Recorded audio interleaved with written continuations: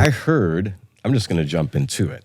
We have a great guest on board today, right? And his name is Devvon. And can you give us your full name, if you don't mind, Devvon, so people can find you? Of course. It's Devvon Terrell. Yes. Love it. And where are you based out of, Devvon? I'm based out of Brooklyn, New York, but actually I've just moved to Long Island, but my operation and stuff is straight up in Brooklyn and stuff like that. Nice. Yeah. Now, rumor has it he's a graduate. Are you a graduate of Full Sail? Yes, I am. And what year did you graduate, my man? Woo, let's age myself. So I graduated in the year 2000, I believe, 8? 2008. Yeah, 2008 or 2009. So a long you don't time want ago. You don't want to hear the year I graduated then. Oh, yeah, okay. Make me feel better. Yeah, 95. Oh, wow, okay. Okay, you got it. You and win. I actually, I was an instructor there from 04 to 07 around that time. Oh, wow. In the advanced recording class. So I may have seen you if you were there in 07. May have run across you in the hallways. Yeah, perhaps. I think I joined. I remember I did 2 years of regular college. Then I jumped and went there. So I feel like that way. I know I either graduated 08 or 09. Like I feel like I might have graduated 09. So I might have seen you. Now I'm like, do I remember you from somewhere? It's possible. Yeah, heck yeah. Man, well, it's great to have you on The Sonic Truth. Thank you for taking the time out of your day and joining us today. And, before we had you on, Chris and I had a chance to check out your website. Yeah. And, you got some real cool shit on there. Thank you, man. Thank you. I mean, Thank you. some Just things that you one wouldn't day at a normally... time. Some things you normally wouldn't find, on a website from an engineer, a producer, a writer, somebody who's entailed in the production aspect. Right. You're offering presets. Yeah. Vocal chains, melody packs, and you're also building plugins. Is it what's the Rosetta? Yeah, the Rosetta EQ. That looks awesome. All right. Yes. I'll make sure I get you guys some licenses before when this is over. I got you. I'll send you some over. Oh, I can't wait. That's fantastic because doing what you're doing from the ground up like that, that's kind of what AudioScape is about. Oh yeah, yeah. Everything's ground up. Same philosophy. It is. Right. And when you start with, a lot of times we don't have the money or the tools to be able to produce these high-end records or engineer get that sound that everybody's looking for. Right. And to be able to create a product that caters to that marketplace is really fantastic. So kudos to keep doing that. Yeah, of course. And thank you guys for just what you do. I followed you guys for for a little bit, but I've only recently stumbled on you, and when I kind of found out kind of what you guys were about and just what you're doing and stuff like that, I was just fully invested, like obviously my first AudioScape piece, I mean, someone gifted it to me. Like that's the real story of how I found out about you. He gifted to me and I was like, AudioScape. I was like, I never heard of this before. And I remember putting it up, turning it on, and I was just like, oh my God. And then that's when I just had to I kept coming back and started to like become a fan and talk to you guys all the time. So it was just really organic, even if you guys didn't even reach out to me, I reached out to y'all, and just wanted to be a part of what you guys got going on. So it's just really dope to see you guys. I see you got the warehouse now. Like I'm following your journey. So that's dope. Thank you. So no, I appreciate it. I really respect audio companies that feel like this, because I can tell you can tell you guys just exude. We're new. We're breaking those old, kind of mentalities and just having a good time. I can tell you guys really care, Yeah. No, thank you. Yeah. And that's an important word you said there is organic. Everything we've done from the start has been that. It's like I feel like we started the company in 2016 and I've been doing the same thing every day, just grinding, doing the same thing.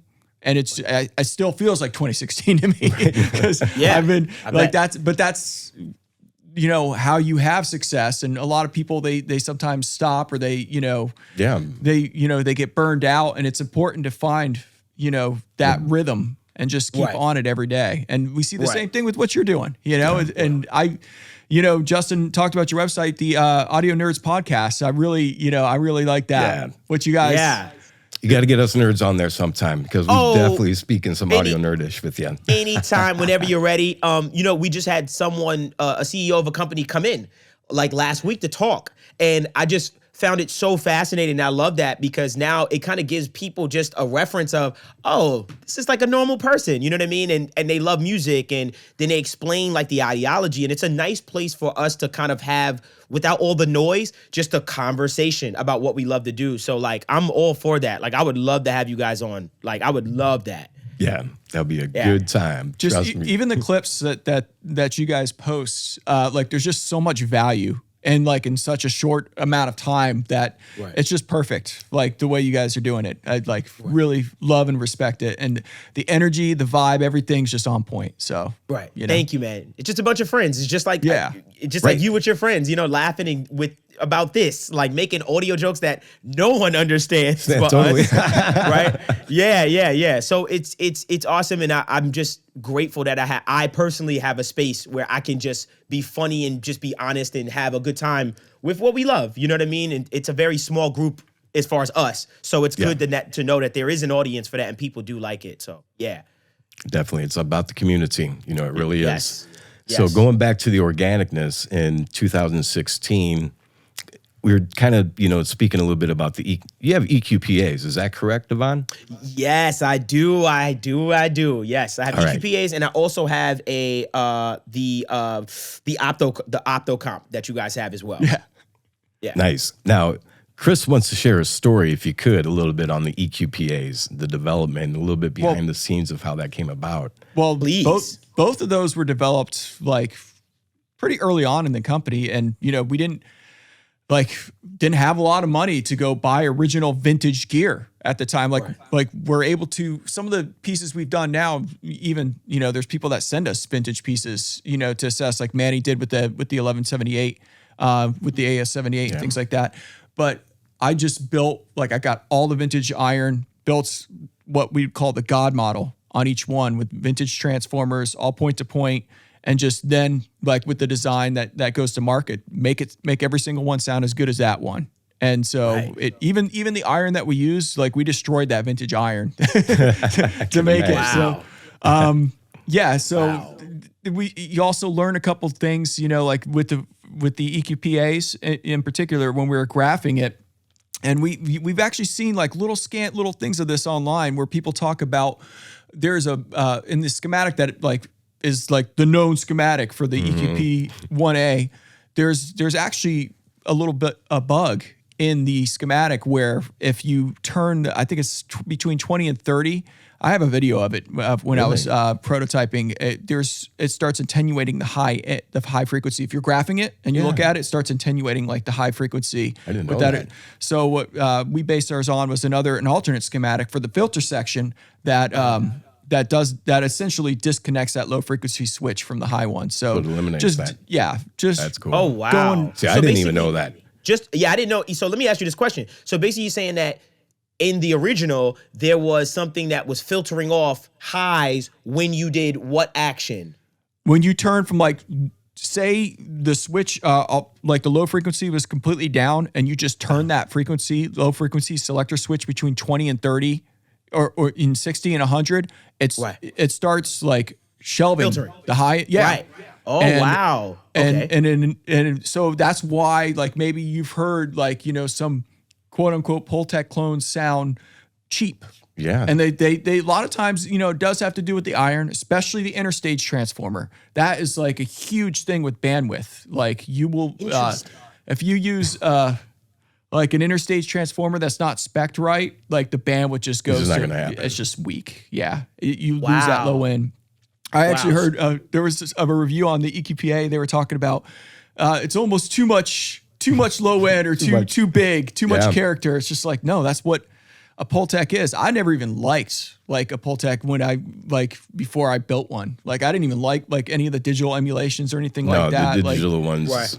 Right. You have to push those to 10 to get even a nuance of what I was always what's the hype about? This is, and but it's that weight, that bottom end weight that everybody's 20 hertz. Are you serious? At first when they're introduced to it, a newbie per se. They're so musical though. They are. Oh, ridiculous. You know what's really impressed me about the EQPAs that you guys have created?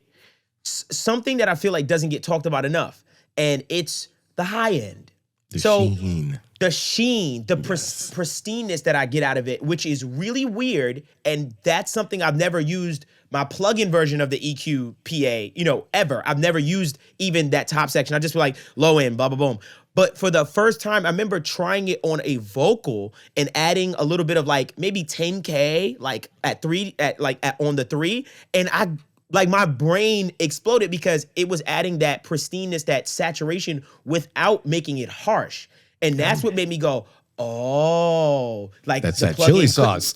The plugin could not replicate that. And I did that in my video on purpose. I was like, the plugin does some things well, but this is what it can't replicate. Like it has a hard time replicating those things. So when you're talking about the interstage transform, what did you say? What was it called? Interstage transformer? No, you're right. Interstage transformer. Yeah. Right. And with the bandwidth, that right there makes sense to me because I felt like with the high end, it just broke apart on the plugin. Like it just breaks apart, like it falls apart. So, but yours, it just really stuck together. So that is interesting just hearing that right there. And they always say that too with boosting highs in the analog domain. It's just like that's where you can, quote unquote, do that, know? Right. So you could. Yeah, for sure. You weren't going to get that saturation, that quote unquote digital sound that everybody calls it, that 3-4K. And you can't, for me, when I've used the analog EQPAs, I've noticed that I can get away with I do a lot of R&B vocal mixing and production, and to get that sheen, I'll end up putting like 12K and I'll boost 8 and then I'll dip 6 or 7 on the same one, right? So I'm really trying to blend, like super exaggerating both of them. Right. And I end up, it depends, the sibilance and the pitch of the song, the key of the song. But you can get away with really cranking those up as long as you're matching it with the dip as well. Right. And that's another key feature that you can, get some really great sounds out of when you're cutting and boosting at the same time. I've always heard that the rumor was that back in the day with the original Pultex that they suggested, like in the manuals or whatever it was back then, they said, oh, don't use the boost and attenuate at the same time. Like that was like a suggestion. And then engineers, know what we're going to do then. Yeah, exactly. We showed them. But of course, we super figured that out, like where that blend is tasteful, that shaping is really tasteful. So I thought that was interesting too. Obviously, as soon as I got the pieces, I started to just research everything. Like I was like, I want to know why, I want to understand this, you know what I mean? And just have a better understanding of just, what is this thing? Because I want to make sure I use it to the, to its fullest capabilities. But I found some really, really dope implementations into my own workflow with the EQPAs that I have. I love them. That's why I got a stereo pair for sure. Oh yeah. Yeah. Now, how do you like using those? Do you use those on your stereo mix? Do you use those, I imagine, across a variation, like a bus of instruments or whatever? Is there a favorite you like to use it on? So and how do you use it? There's a few things I like to use it on. So one in particular is I like to use the old Bob Power trick where I'll take a kick, obliterate it, right? And I'll obliterate it. With this now, I can destroy it, take off all the high end, just make a nice ball of just for a kick, and then use a DBX or some type of compressor to smash it and take that ball of audio and blend it in with my original. And now I got like this super kick that just has all this weight and body in parallel. So I love using the EQPAs for that. And then the second thing is on my overall mix, which I feel terrible about, because I'll take I'll boost like 100 hertz a little bit, and then I'll also boost let's say about 10K on the 5. And and listen, man, at first I was like, I shouldn't be doing this. This feels bad. But it sounds so pleasing. Like it just, you would think the high end would start to okay, too much, but it just feels like silk. Like I can't explain it. It feels amazing. So that's the two biggest things I use it for my stereo mix, as far as the mix bus at the end, just a little flavor, and then just with parallel stuff and stuff like that. So how many times do other producers come up to you and ask you, yo, where'd you get that kick, bro? Oh, yeah. Right? They're like, I love taking a producer's kick and going, yo, give me 2 minutes. And tweaking it. Yeah. Like, what plugin? I'm like, it's not a plugin, my friend. I'm sorry. See, that's the magic, and, for, a lot of, urban production per se, like hip hop and R&B, it was always based around like the drum machines and the sample. Well, now it's samples a dime a dozen. So now that everybody's using the same samples, how do we make ours much more unique? Right. And by doing such technique as that, that's how you're able to do that. Yeah, separate. Yep. One thing I find that's unique, the word you said, unique, and that's what's great about the hardware too, because you have a digital emulation. That's just one unit, right. And there is, I've listened to thousands of these hardware pieces now, and there are these slight differences, and that's kind of cool. Like, You know what that means? Chris is holding off like model 1233, and he knows this sounds so good. This is not going on the marketplace. It's going to my home He's studio. like, this one. I'm going to put this one to the side. Right? Sometimes I would imagine, I think that, and then an order comes through, I'm like, they need it more than I do. I can make another one. But that's, if you listen how tuned your ear has become now, take aside, the mixing element, we're now going in deeper, even further in than mastering element. You're tuning the actual equipment that we use to mix the records that we listen to. And we're also competing, not really competing, but we're competing in the sense with digital noise floors and things like that. And everyone is trying to, what was acceptable in 1960 is not acceptable in today's day and age. Yeah. But we're also recreating vintage gear with those vintage specs. And sometimes, you got to let that noise go, but we try to get it as low noise as possible. We go pulling our hair out, tube rolling, and, Right, I can imagine. So, like, that's one of the ways we bring it into the modern era, Right. What I used to tell people, this is going back to the Full Sail, when plugins in the mid 2000s, really Waves was the big shit. You had to spend $10,000 to get 5 of them. Oh, it's not that much, but you get the idea. Yep. Uh-huh. And when they came out with their LA2As, they had the Hertz cycle button. I don't know if it's on there anymore or not. Yes. But you would hit it and you would get this little noise. little noise. Yep. And all the students would be like, that sounds like shit. Yep. I'm like, but that's supposed to be the analog emulation. Right. And it took a lot of us a while to realize, that's what it originally sounded like. So for the old school guys, at least they have that flavor of it's too quiet, too clean. They can at least throw 60 or 50 hertz of the hum on, and that, and for sure. And I think, it's like you said, you're trying to find a balance of this world this new domain of digital cleanliness that we live in, where everything's so precision based. They try to make it be. But the analog world allows you to kind of take that precision and throw it out the window, and that allows you to use it like an instrument. I don't feel like plugins are like instruments like hardware is to me. Yeah, for like working on a console was like working on an instrument when you're mixing a record. And you can perform a mix. Right, yes. And before automation, when you had the 3 or 4 guys handling the trumpet section, the horn section, and so forth, and, in sync with one another. Right, but hardware is definitely, allows that digital sound to get tamed down a little bit. Yeah. And I imagine it's hard for Chris and the whole team here trying to find that balance. Well, and you mentioned tuning, tuning the ear, and that's what, it's not just me who's doing that now.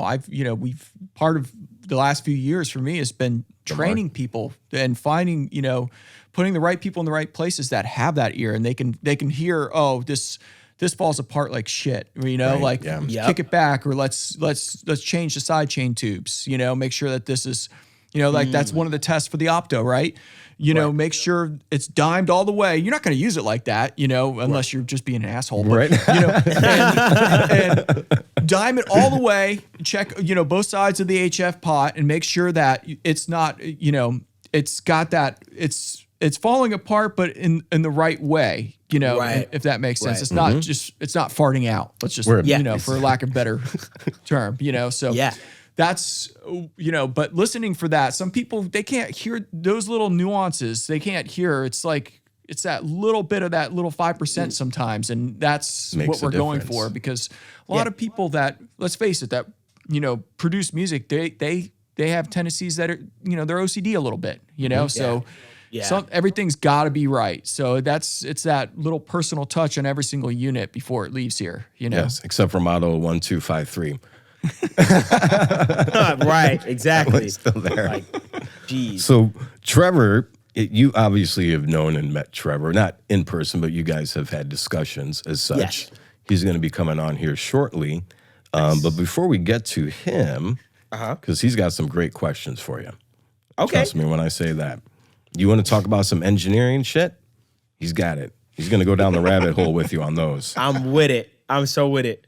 Transformers, anything you can imagine, tube rolling up and down all day long. Why are you setting me up for failure? He's not.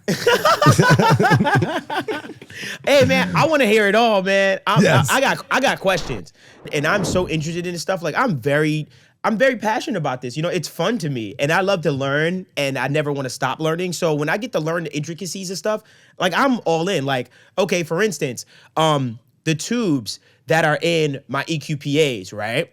Yep. Like, is it true that if I warm, like, say for instance, I like to come in the studio, and this is like an old school thing that I've just been taught over the years. When I come in, I like to turn my analog gear on automatic, like off rip, because I want it to warm up, right? Like this is something that I've heard, you know, just being an engineer, stuff like that, like kind of like to warm up my tubes and make sure it's different, because the sound of it off rip when I turn it on is very different from when I start to kind of hit it and constantly hit it. Is that true? And how does that work? Like with tubes kind of just getting used, and then the characteristics starting to change from the heat and stuff like that. Well, not only the tubes, but the electrons are flowing in the circuit, right? So everything's just, you know, there's that effect Coming to life, basically. Yeah, I mean, there's some studios, even with their, aside from tube gear, they just leave their stuff on 24/7. Yeah. And that to me, that's crazy. Yeah, I'm always just like, you know, but because I know the design, I know where the heat's at in the design, so I'm always thinking like, is that heat sink gonna fail? You know, like that's where my mind goes. But going back to tubes, yeah, you know, there is that tube saturation, and it does change. You're right. There's a reason why certain things are a standard, and that is a standard for a reason, and it does sound different from rip till 30 minutes, an hour, even 2 hours. Even 4 hours, you know, it's going to sound different. And, you know, that's part of the beauty. Either some people are so, when they're in the box, everything's got to be the same and recalls. And I get it. Trust me, I get it. People have to work. But, you know, at some point, you know, if you're using real tools and that, it comes with the territory. You got to, you know. Yeah, it's a balancing act, you know. Right. It's, you know, it's like for me, it's like when you write or perform a song, you can't perform the song the exact same way over. Right? Yeah. It's like when you have a guitar or a singer and they're like, can you sing that again for me? It will never be exactly the same. So I understand what you mean. I don't know why people are always trying to achieve this perfect mix within the box, because music itself isn't meant to be perfect. Oh yeah, it's always the best flaws, right? It is. We're after always the best flaw, and that's what's great about the tools too. Is like they have there's some inherent flaws in them, but they're the right flaws. Right. You know, that have been tested, tried and true over time. Yeah. You know, you can't mess them up. That's what I love about them. You know, it's the beauty of the chaos. Like, you know, for instance, I've gone back to like albums, right? Let's say an album I recorded last year, and I want to do a quick recall, and I want to listen to it, and I want to like do a clean version, like someone radio or whatever needs a clean version. So I'll open it back up, I'll dial everything the exact same, I'll have it, and then I'll play it back, and I'll be like, something feels different. And then what I'll do is I'll play like the original, because I have the original in the session, and I'm like, where's all that warmth and like heat? I'm like, what the heck? And so what I'll do is I'll let it run on a loop and walk away and let it just keep running through my equipment. I come back in like 20 minutes, there it is. It's like, it's a person, it's a character. And to be honest with you, I know for convenience purposes and stuff like that, people are like, I'd rather not, blah, blah, blah. But for me, I enjoy that character. You know what I mean? Because every time I come into the studio and use this stuff, it's an experience. And then at the same time, I keep my outboard gear very minimal. You know, I'll most of the time print things and stuff like that. You know what I mean? And I'll keep it very minimal, because that day that piece was like that, you know? So I'm very, very careful with what audio analog pieces I actually bring into my studio, because I want to make sure that it gets used, one, and two, that it fits within my workflow and stuff like that. So that's how I use analog gear, and it's here to stay for me. I love analog gear so much. Like I have to have certain pieces to just give me certain characters and stuff like that. Yeah, it does. You know, and I have a pair of 1290s going out on my mix bus that prints everything. Right. And man, Yeah, in line mode, yeah. What, son? Yes. See? And I mean, you can really, and I do the same thing too. Is like I'll create group mixes and I'll bounce down that group mix. I'll still have the mix within the sub, but you print that and it makes a fucking world of a difference. It really, really does. And, for people who have not used analog hardware or feel it may be out of their price range. Right. No, you got to come to AudioScape. Oh, yeah. I mean, I'm not trying to sell anything here, but that's the truth of the matter because the price range is within the market of college students. They're going to get that sound that they want to go for without having to buy 4 others, at that price. Right. And they can learn how to use it. And in fact, I'm sorry to go back to Full Sail, but AudioScape's going to be at Full Sail this coming Monday. Oh, wow. Yeah, That's we're going to be awesome. Doing I think one of the live stages, we're going to be doing an interview, and we're also going to bring our AES racks. I don't know, were you at AES last year? No, I wasn't. I was at NAMM, but I didn't go to AES last year. Yeah. Okay. Yeah, it's the same racks we had last year at AES. We'll be bringing out there, and some of the students can demo all the gear, and we'll have like the new stuff out there as well, like the BA6A and the AS78. So nice, freaking nice, man. I'll definitely be at AES this year too. By the way, like I'll definitely be there. Like I got to see you guys. I already been talking to Trevor. Like I will be with you guys like this freaking AES, so I'll see you guys there too for sure. Oh, can't wait. No, it's so much fun. Last year was surprising how much of a turnout there was at AES. Yeah? Okay. I don't know if I think all the audio schools or whatever, they may have given some tickets away or something, but it was just like freaking jam-packed. Yeah. Probably. Yeah, it was nuts. And speaking of audio students, like Full Sail, Daytona State, a lot of graduates work here. That's the workforce. That's the people that are building the stuff. So like, it's just, we found a really good niche. Right. Like anyone that works here loves audio, first of all. That's like a prerequisite. But so there's like, we're up to about 30, maybe more than 30 people now here on site that are all building this stuff, and all different age ranges, and Right. Yeah, it's a team effort. Yeah. Big time. Yeah. This is my first time being on site at the new warehouse, and it's pretty amazing. Yeah. It really is. That was big. Yeah. Yeah, it was definitely, we went from 2,000 square foot to 20,000. Yeah, that was storage. Yeah. Right. Yeah, we were all on top of each other before. I bet. Yeah.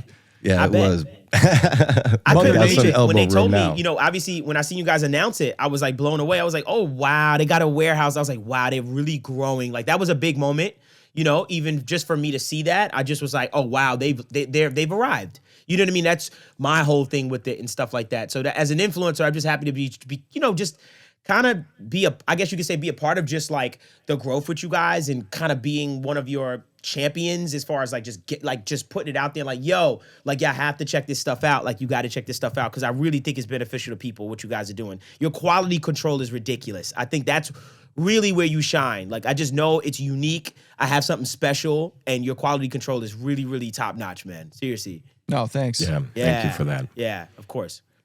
Well, thank you for your time. I'm going to take a break and bring Trevor on board here. Gotcha. It was a pleasure meeting you, Devvon.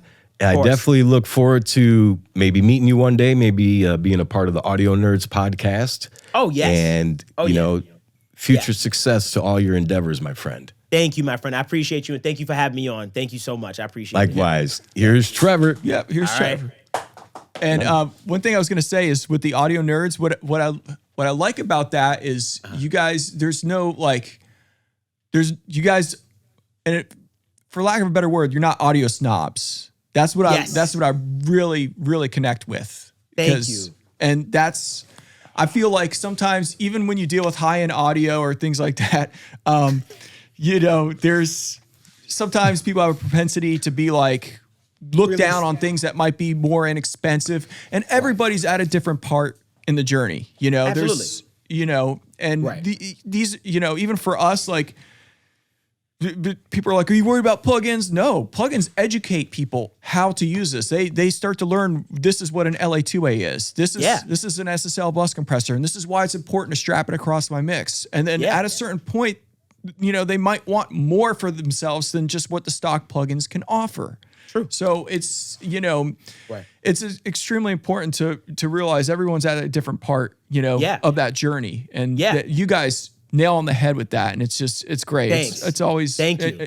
Anytime I could check out a clip, I do, because it's a value, Yeah, and it's fun. Yeah, for sure. But definitely want to make sure that we stay open to everyone. I have really expensive stuff. They have really cheap stuff, but we always at least give everything a fair chance as far as like, hey, for this price range, wow. Or, obviously this is, like we try to be very, very consistent as far as opinions and as far as like how we feel about, hey, I know you're probably at this level, so this is what's amazing to you and what you're dealing with. But when you hit over here, let me at least let you know, like, hey, up here or over there, this exists. You know what I mean? Like I didn't know, you know what I mean? All I knew was an inbox and a little microphone, when I was younger. So I didn't know an SSL I didn't understand that idea of that, summing and these concepts. So I by all means, I know it's helping a lot of people, and I just want to just keep doing that. That conversation is the greatest teacher. Like, absolutely. Yeah. Definitely. Yeah. No, keep on keeping on for sure with that. Thank you. Keep it's on amazing. keeping on. What's up with the sunglasses, dude? It's very bright in here, and I wanted to be a little cool.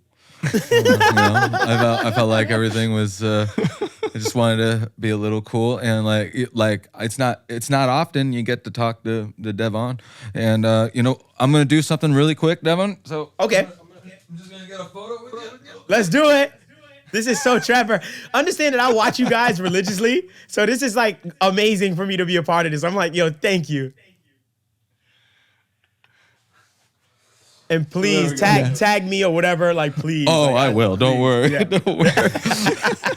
All right, I'll take the sunglasses off now. There we go. So I'm a little disheveled today, so I apologize. All good.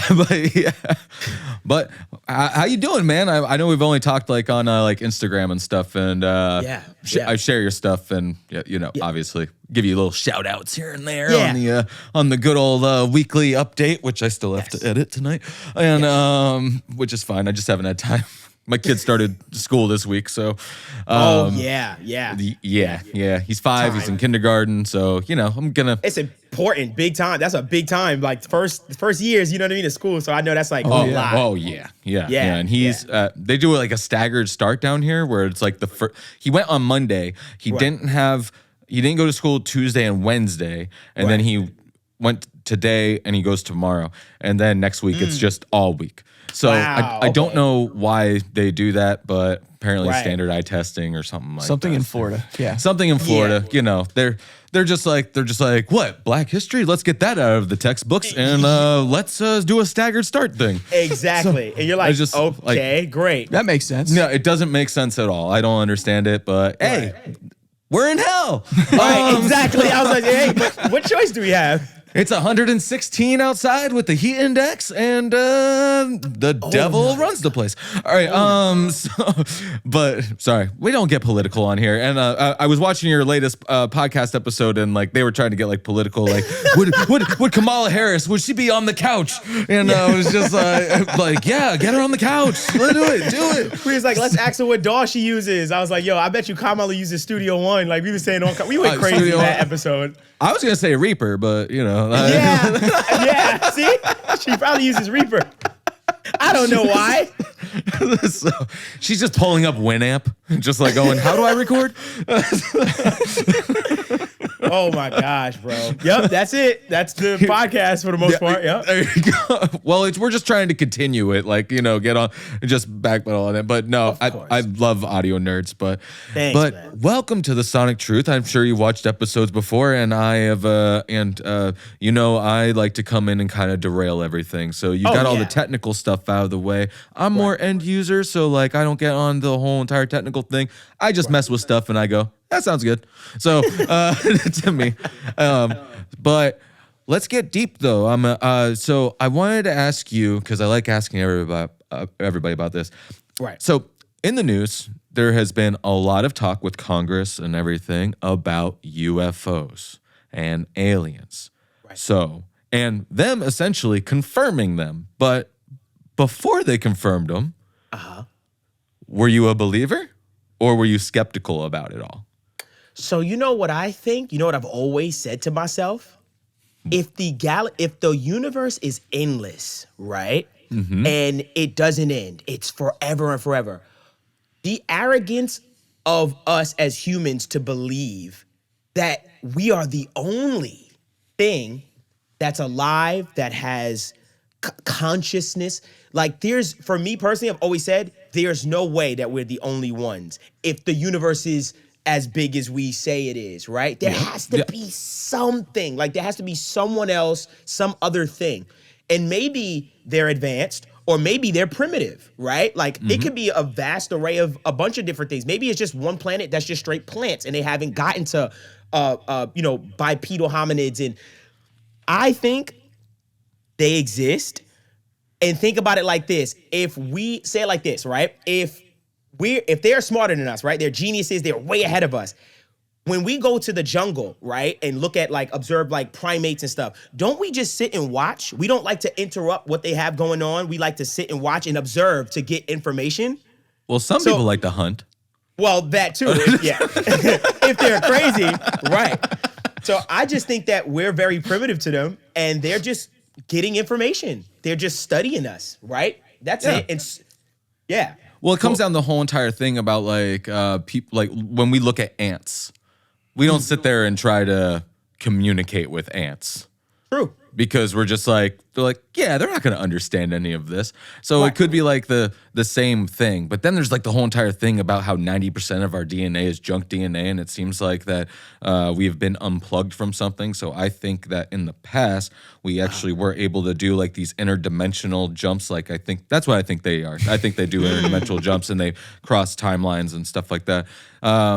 But I think we proved to be a little too dangerous, so they put us on this planet, and they were just let's unplug all this stuff from them, so they can't do what we do, and now they're gonna sit there and question for their whole entire life, what the fuck am I doing here? Yeah, yeah, dude. Okay, we could go even further, right? Where think about the Sphinx and the pyramids, right? How to this day we still can't figure out how the hell they made that. We still can't really figure it out. But in our brains, what some people say, hey, I think that they were around then. We had a relationship and we had some other technology to help us make that. Because till this day, we can't figure out how they made this. So it's so we must have had access to some other technology, at something. Yeah, I think they found in the pyramids. I remember they found a little airplane model or something like that down there that looked like an airplane, and then they did the math on it and everything, and they're just if they built this, it would have worked. It's like an old airplane. I'll have to send you the clip about it and everything. It's absolutely insane. And they also found that down in there, they found evidence of electricity. So which was also from a further time. Maybe they used potatoes for it. I don't know. But they showed evidence of electricity, which is definitely interesting. And I don't know. I just think there's so much stuff that's just going to be unexplained and infinite, endless, endless, and not only the Earth has been around for how long, and we have such a short memory span, right? Yeah. As a civilization, mine goes back to last week, and then anything before that, I'm just where was I 2 minutes ago? Where was I 2 minutes ago? Where are my keys? Still clearing out the fog. Yeah. I spent an embarrassing amount of time just watching this stuff. This and also Ghost. Do you believe in Ghost? So you know what the thing about Ghost is? I'm a little wary on, right? And I feel, and let me tell you why I'm wary, because I'm scared to say it, which makes me feel I must believe, because I'm scared to talk shit about Ghost. I'm hey, I don't think, I don't know. Right? I haven't encountered enough in my life, and I don't want to knock on this wooden desk. I haven't ran into enough to make me go, oh, wow, I believe. Now, am I a spiritual person? I'm highly spiritual. I believe in energy, and I believe in just the universe has its way of karma and all those kind of things. I do believe in that type of stuff, how I can attract things I want. I believe in these things. But as far as an entity that is like I'm walking in my house and he pushes me like I'm not sure about. Well, Screw like, this guy. Yeah. Well, I mean, like, ghosts like don't have to be bullies. Sure. You know, they don't have to be bullies. Right. Oh no, like I have a ghost in my house, which is pretty fun to talk about. Okay, but there's a man. Please elaborate. Well, there's a man, like, and I always see him all the time. And then there's another one that one time I turned around and I thought it was my wife walking away from me. And I was I was talking to her. I was like, "Hey, Heather, blah, blah, blah, blah." She wasn't answering me or whatever. She turns a corner and like go down the hallway, and I turn the same corner and there's nothing there. So, and then there's also times where I will just hear her voice yelling my name and she'll just be like, Trevor, Trevor. And I go in there into the bedroom. She's sound asleep. Like, and I'm like, the fuck is this? And then the same thing happens to my son. Like he'll hear his name being called from her and he'll run in and be like, "What, mommy?" And she's like, "Atticus, I didn't call your name." And we need to check Trevor's home. What? What? You need to check my what? We just need to check your crib out. I mean, you definitely can't. I wanted to get ghost hunters to come there, but I'm just For like, sure. But then I got to clean up. And I'm and I'm just like I don't know. I work full time, and I'm like a dad. And no matter what I do, I clean up. My kid's gonna just rip it all out. Anyway. Yeah, it's just gonna destroy it all. I hear you. Yeah. Everybody's just like, "You got a ghost in here, or did like a bomb go off?" And it's just I don't know. Just which one? Just this guy. Oh but yeah, no, like we have that, and then there was also like a guy that was like in that. Oh, there was a ghost. I looked down the hallway while I was talking to my wife, and I just saw like this like looked like a little boy peeking out from like behind the door like this, and I just stopped and I went, "Hello," and then it just went back really quick, and then I told my wife, I was just like, "Yeah, if you want to sleep in the bedroom, you're doing it alone tonight." Yeah. So it was yeah, we've had some weird shit happen. Yeah, that's wild. So you feel like you seen a little boy peek on the side and then just like, okay, and then dip, and then you went. So you're calm during this? Like, I just want to understand you. I've kind of like had this stuff like my whole entire life. I don't know. And like, you know, I could blame it on all the hallucinogenics that I've done. Yeah. I could do that, but a little bit. Like maybe I tapped into like a different reality. I don't know. This is probably all fake anyway, right? This is all a simulation. But if your kid also said, "Hey, I heard it too," yeah, my kid heard it too. So you're not crazy. Which I'm sitting there trying to do the math, and I'm just like, did I do hallucinogenics that night? No, I didn't. No. So or did you pass it down? No, yeah, pass it down. It's just in his DNA. Yeah, exactly. He's a fun guy. That's a dad joke. That's a dad joke if I ever heard one. Dad joke. Jeez. So, all right, fine. Well, how about some fun? We'll get over to some fun questions. I mean, I know I can go all day about those. Right. But this is an audio podcast. That's fine. Like, I mean, it's visual, but it's also audio.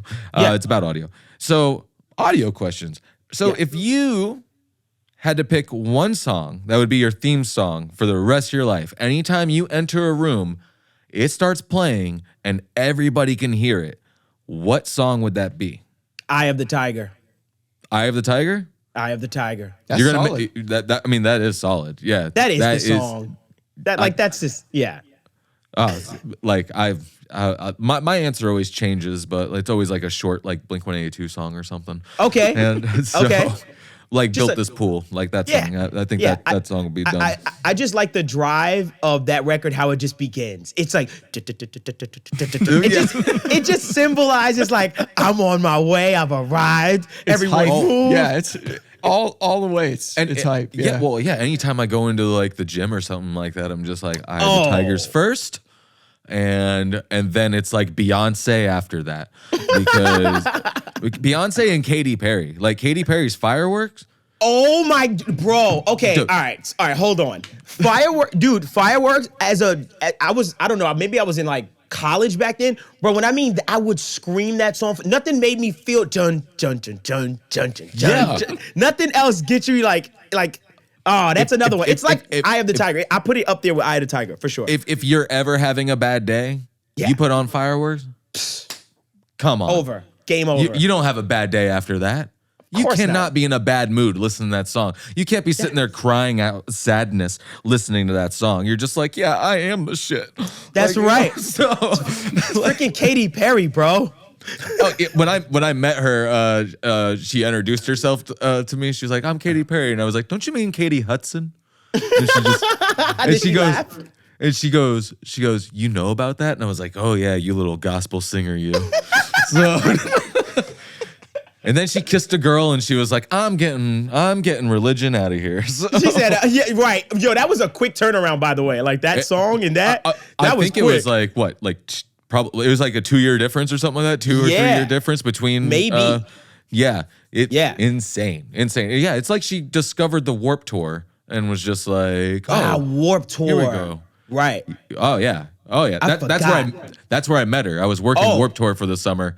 Nice. And Travis McCoy of Gym Class Heroes was dating her. Yes, I remember. Yeah, and he introduced me. To her. So I was just like, oh, okay. So that's how I like met her. Gotcha. She was cool. She was nice. Everybody was nice on that tour. I bet. Except for a few. Warped Tour was Warped Tour was such a time. Like when the peak of Warped Tour, like I forgot about that tour. That tour was so dope. Like they would travel around and it would just be a really cool experience. Like I missed Warped Tour so much. The last year that it was going on, I went and I felt so old.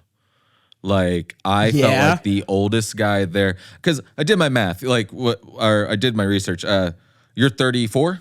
Yep, 34. Yep. Yeah, you have your birthday's like what? October 6th or something. October 6th. Yeah, you got it. Dang, dead on. Okay, yeah, you got October 6th, 1988. Yeah. See, that's what happens. I quit smoking like 2 weeks ago, and my brain is just like, you can retain some information. It starts working. It starts working.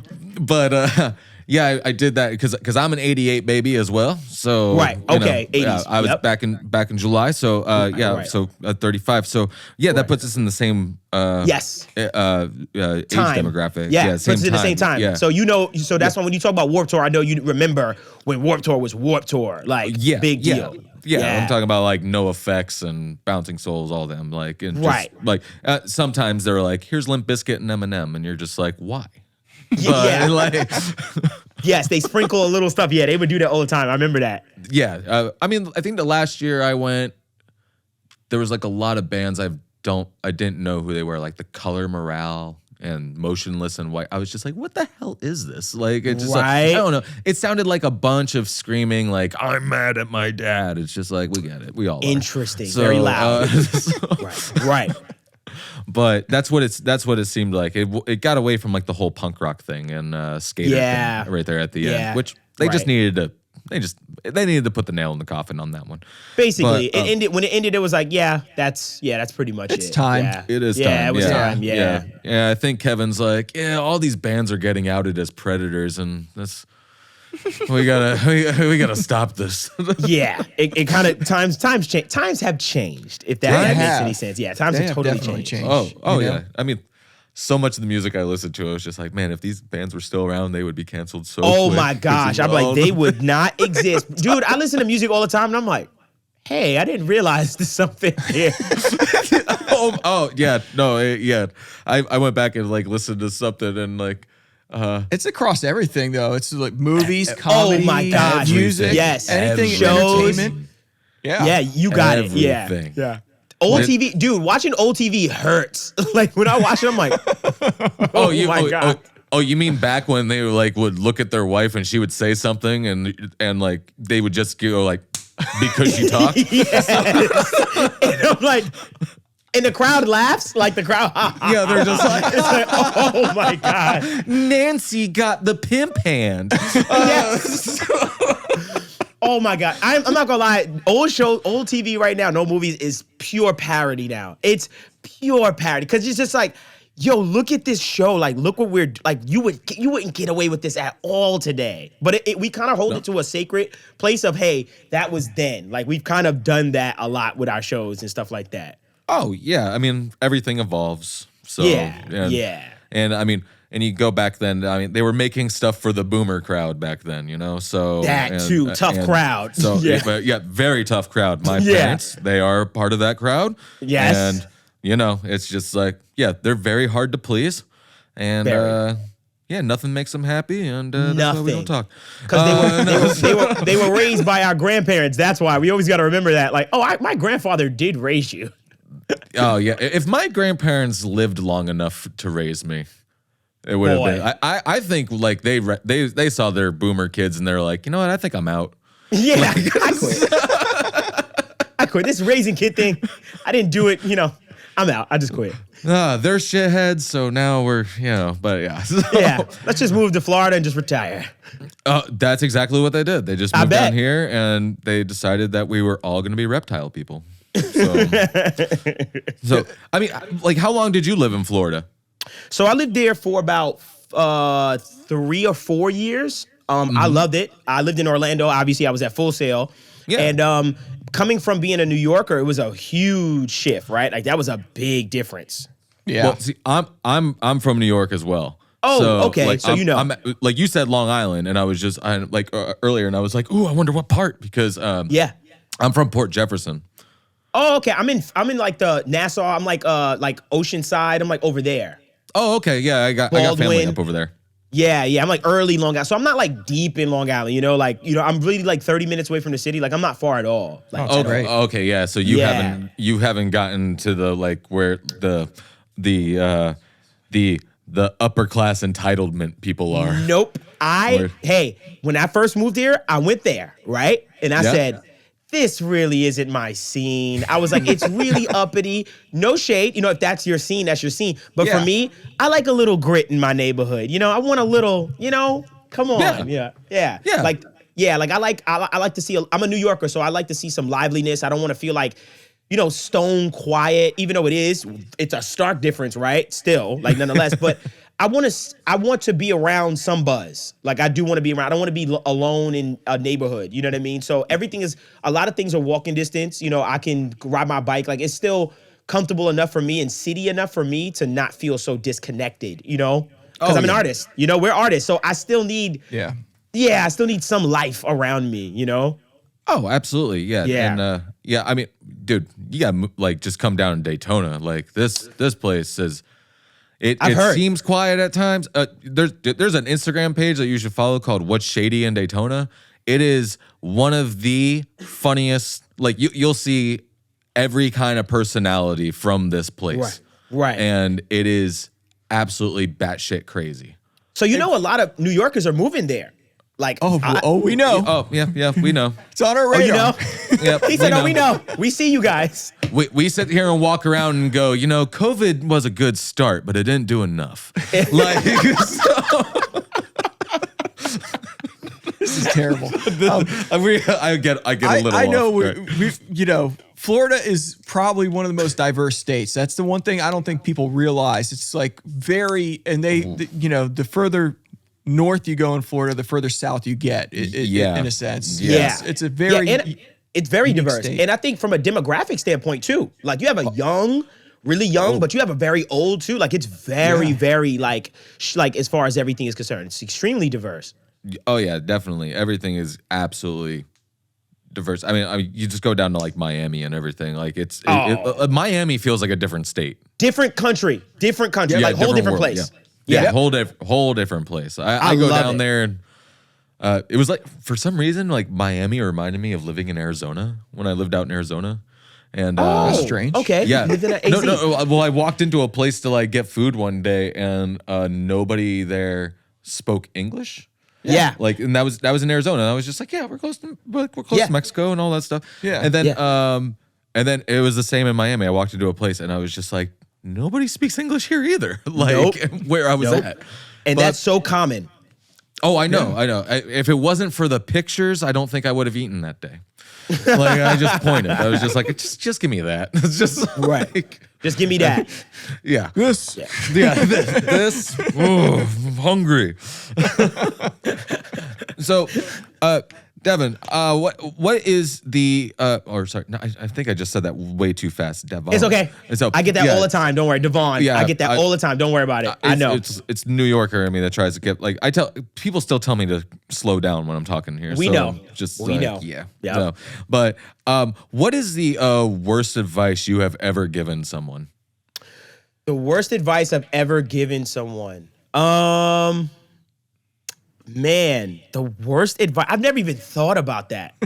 Dang, I should have never told you that. The worst advice I've ever given someone. Jeez, man, I'm not gonna lie. You might have me stumped there. Like, I don't know about the worst advice I've ever given someone. He usually gives good advice. Yeah. Well, that's the whole entire thing. I always see him giving great advice. I want to know, like, what kind of dog shit advice he's giving someone. You know what? Hey, I got one. You know some dog shit advice I gave recently? And I'm proven wrong. And I said, wow, you really changed my perspective, right? I had a friend that decided, I'm going to start DJing. And I was like, hey, man, DJing is tough. All I ask is practice, study, really learn before you go and start doing gigs. So he did start doing gigs. So he was practicing and stuff, but like 2 months in, he was like, I'm about to do a gig. And I was like, bro, I'm telling you, it might destroy you. Mentally, I don't think you should do it. I think you should still take your time, watch people. And he jumped right in, and let me tell you, killing it. He jumped right in, and I was wrong on that. Like, what I've realized is, through experience and through failure and me trying to protect him, I realized I was actually hindering that person by, saying, hey, go fall on your face. It's okay. I preach that all the time too. So I missed that within my advice. I was like, oh no, go ahead and experience and go see what failure is like. Because if you still want to do this after you fail, you got something, So that was the worst advice I've given in a long time, where I was like, hey, just take your time and just stay inside your little bubble and keep practicing. Like, no, go experience and go find out what it is and see if you like it. So there you go. That was bad advice. I like that. And what's the worst advice someone's given you? Oh, man. Oh, my gosh. Look, I got plenty of that, right? The worst advice that anyone has ever given me, I never forget this. I was very early in my career. I didn't have any followers. No one really knew who I was. And this lady, she worked for, I don't know what network she worked for, but she was there on account of Dr. Oz. So I was I'll go on a radio show, and they were about to interview me, and she was with Dr. Oz. So I got on the radio station, and I'm talking. I'm like, yeah, my name is Devvon Terrell. I'm the Living Weirdo. As you can see, that's like my whole brand, right? I call myself the Living Weirdo. Daring to be different. Like, that was my whole thing. Like, everybody called me a weirdo as a kid, so I embraced it. So as soon as we get off the air and I'm like super hyped, she was like, hey, honestly, that weirdo thing, it's never gonna work. Like, that doesn't make sense. That's not good. Like, that's never gonna work. And even the radio personality there was like, yeah, she's right. Like, that's never gonna work. You need to stop doing that. And I remember saying, you guys are so wrong.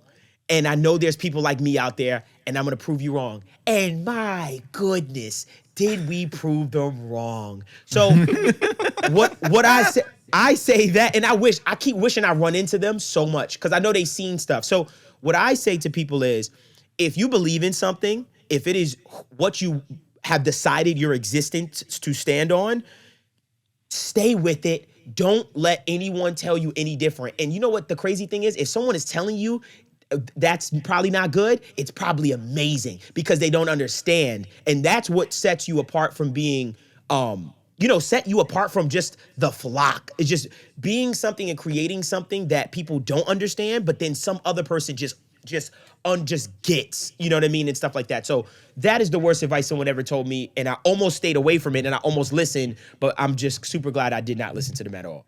Yeah. I mean, like, look where you're at now. I mean, yeah. I mean, now is, did you want to name drop who they are so you can let them know that this is specifically about them? No. Hey, I don't remember their names. I don't remember. See? But I did. Because they don't matter. Even better. No. That too. But I mentioned where I met him. I was like, I met him on a radio station, and I know she worked for Dr. Oz and stuff like that. And I just really want to say, like, that was really bad advice. Like, why would you tell me that? I'm a young man trying to, get myself off the ground, and you just kind of just pooped on everything that my existence. So yeah, that was wrong. That was really wrong. Yeah. Well, yeah. I mean, like, you're just killing it, man. So I mean, thank you very much. Just so. But speaking of killing it, I want to know. We're just gonna do like one more thing, and sure. We'll just ask one more thing, because it is like, I mean, like, we're on the same time frame. Like, yeah, we're like, I gotta pick up my kid. He's got to go eat. Like, I got a 6 o'clock Zoom meeting. Yeah, I'm good. Yeah, I'm good. See, there you go. So like, we're just. I got a family. Yeah, I got a family too. It's just all that stuff. So, by the way, new studio. looks fucking awesome, and thanks. I just love it. Like the whole entire aesthetic. Like I want to go there. I want to hang out. I want to see it. I don't like it. Just it looks sick. Thank you, and I hope that one day you guys come so you can kind of So I was like switch angles so you could just see. But yeah, dude, like thank you so much. Like when you guys come in town, definitely gotta hang out, gotta show you around and stuff like that. But other than that, obviously you're from New York, but show you around my spots. But yeah, man, I just finally kind of finished, and just kind of building this thing out, and that's it. So yeah, thank you, man. I appreciate it. Yeah. Well, since you're killing it and everything, I want to know one thing. What is something that you're really bad at, but you love doing? Oh, I am really bad to my personal standards at graphics. Graphics? I am so dumb when it comes to like graphic editing. Like, like I am so dumb. Like when I find someone that is like, I'm like, yo, my brain just doesn't work that way. Like it's just very different. Like I've gotten good ish, right? To the point where I'm like, okay, I can make good thumbnails and stuff. But when it comes to graphics, I can't get it. Like I'm not good. I don't think I'll ever be good at that, I think you and I are in the same boat. Like I'm not really that great at it, but I love doing it. I like doing it. Obviously it comes with my job. So I mean, what I find photography. We have photography. Yeah, I'm getting better. I got the new iPhone. You're making strides. Making strides. Yeah. But the more that I do everything, the better I'm getting. Like video editing, all this stuff. And actually, you've watched the news segments. You've watched a bunch of stuff. I like to do those hard, shitty edits. I love it, and just lean into it. Yes, because I'm just leaning into it. That like, yo, I'm not great, and it's amazing. And I'll make it a part of it. Yes. So like, and yes. So, but I mean, that's the whole thing. Like, what's something you're bad at but you enjoy doing? I'm just I'm like right there with you with the same. But if it wasn't for Canva, I don't think I'd be able to make a thumbnail. Oh my! Everyone praise yo, dude. If Canva didn't exist, I would be in so much trouble, because that's exactly what I was gonna say. I was like, I'm so bad at graphics, but Canva makes me look like I am the man, bro. And then as far as your podcast and your content, dude, I know it is all on purpose. Like that look and that aesthetic and that energy, just with you with the mic and just like, we can't yada yada. Like that energy, I get it, because I come from that time. So I understand. I'm like, yo, I know what he's doing. Like I totally get it. And that's why I love it so much. And that's why you see sometimes I'll share it and repost it and I'm like dying. And everyone's like, yo, what the heck? And I'm like, yo, bro, this is way funnier than you guys could ever even understand. This is genius. Like, I'm like, you don't understand. But yeah, bro, trust me, I get it. Like, I understand. And us being in the same age kind of lets me know, like, that's why. Like, I get it. I always try to do, like, those quick cold opens, too, like, where it's just, like, something stupid, and then at the end, tie it all together. Like, it just bookend it. The swipes. I'm like... Oh, yeah. Like, this is amazing. Lean in, man. Just lean into that. I do. Yeah. I love it. It's amazing. And, plus, I mean, I think it shows, like, a... kind of like a realness and rawness and character to like the company, because I mean like we do everything old school, and I feel like all that stuff's kind of old school. Like nobody's actually doing that anymore. Everybody's overproduced and all that stuff now. So I think it's a cool contrast, actually. That you do old school gear and vintage stuff, but the content and the way you guys the way I perceive you is so youthful. You know what I mean? As far as y'all are concerned, like it's so youthful. So I think it's just interesting to see a bunch of young guys and girls my age kind of just, going back to the roots. It's interesting, and it's making me rediscover. Yeah, so I get it. Like I super get it. Dude, that's awesome. Yeah, I think we could. I think we're gonna have to do a part 2 one day. We're gonna have to get you back on. Maybe AES. Maybe AES. Do you want to do one in person? No, it's happening. No. I'm telling you now, it's happening. You're gonna come to my studio, and we're gonna have I'm talking a nice talk. We can have a few of us on. Whoa. That'd be amazing. That would be amazing. Wait, do we get on the couch? Yes, you get to get in the couch. So we'll go to the other studio. I got you. I know what he's talking about. That's so funny because that's the thing now. Yeah. Get me on the couch. Come Fuck on you, in, Kamala man. Harris. I'm going first. I use Logic Pro. You keep your Winamp. So, heck yeah. As soon as when AES comes, like that's me all week. Like I'll just be around just with everybody. So, dude, definitely. I'm just doing podcasts and just want to connect with people. So, yes, like for sure. This AES is going to be super, super fun. I'm going to make sure about that. Hell yeah. We're looking forward to it. We're really looking forward to it. We're going to have so much fun. I always have fun in New York. And then a few months later is NAMM too. Yeah, and then a few months later is NAMM. I know. And I'm Are you already going? preparing. Yeah. going? I got to go. Like, you You have to. You definitely have to. Yeah. So- I got to be there. Like, it's just too many friends. Like, way too many friends. And then you can join us on our couch. Yes. We talked about that. We did. Yeah. I'm down. So, I said we'll go to your couch first. Yeah. And then go And to then yours. you come to our couch. Yeah. Ours is a rental though. So like don't get impressed. It's okay. You're good. Don't worry about it. Yeah, don't get it messy. We can make it let me happen. see. Yeah, we'll make it happen. Oh no, the wife's calling. You know what that means. Yep, I know. It means- Mine too. Like low key, mine called like 5 minutes ago. I was like, I can't pick up right now, wife. No, Yeah. she has to go do a job. That's why she's like, come pick up the kid. Young family. Wait till they get older. Mine are like, I'm home. Yeah. Nobody noticed I was gone. Didn't even notice. Yeah. But Oh boy. But Devvon, it was a pleasure, man. This was awesome. Thank you so much for doing this. I know it was like I didn't expect you to say this Thursday, so I was just like, holy shit! All right, well, all right, we can amazing. scram. Yeah, no. Yeah. We thought we were gonna do a solo episodes with one another and everything. And then, got like, you. But now we're booked for the next like 2 months, so like this is awesome. You're the first to break us back into it. Nice, man. I appreciate that. And obviously, just let me know. And of course, I'm willing to do collab posts the whole 9. So just let me know. Like, I'll definitely post the stuff. Let's do it. Please, like, let me know. I want to share it. Heck Yeah, and keep that EQPA content coming too. I want to share. Yes, all that, so. yes. I'm about to go back into it and clip up literally every instrument I did. I want to post separate all of those things, like the kick stuff. Yeah. Yeah, I'll hit you up on Instagram because I want to know where that guitar is from in that video. So like, I just want to. I got you. Let me know. I got you. Yeah. Yeah. So I got you. But dude, we're gonna sign off because Justin has a meeting at 6:30. I gotta pick up my kid and I gotta bring Justin home. All that stuff. So like, we're gonna do a sign off. Do you want to say our tagline at the end? You've watched the episode, so you should know it. Oh, which one? Because you have a few. I'm just joking. There's no I was tagline. like, in my head, I was like, you say a lot of things, Trevor. I was like, I don't know what you mean. Like, you say a bunch of stuff. Like, It's been so long. It's been so long. If there was one, we don't remember it. What's the one that we did with Colt Caparoon? I was like, let's say the tagline. He's like, what? This has been the Sonic Truth. Get fucked. get fucked.